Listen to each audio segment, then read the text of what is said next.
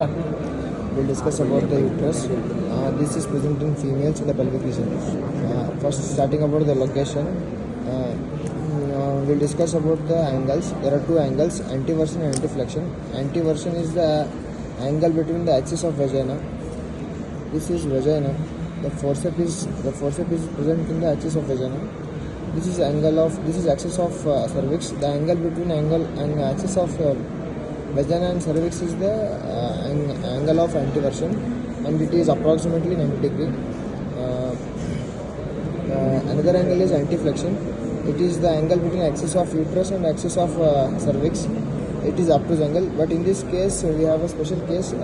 Instead of the fundus, which should bend forward, it has bent backward. So this is the retroflexion.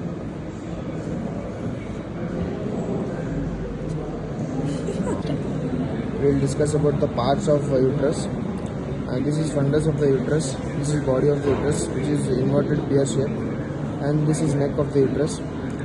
Continuing to the neck, there is a cervix. Cervix is divided into two parts. That is supravaginal and vaginal part of the cervix, and the most this end is vaginal part.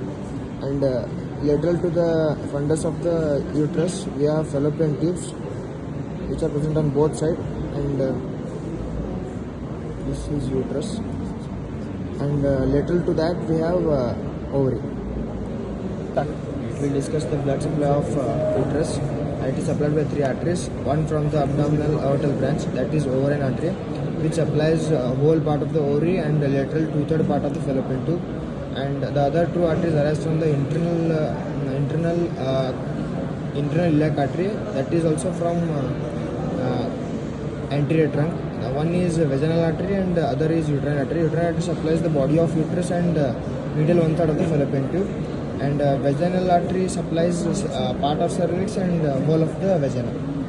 We will discuss about the relations of uterus. Anteriorly, it is bounded by urinary bladder, and also the sac, that is vesico-uterine sac, and posteriorly it is posteriorly related to this recto-uterine sac, and as well as rectum, and on both sides laterally it is related to uterine artery.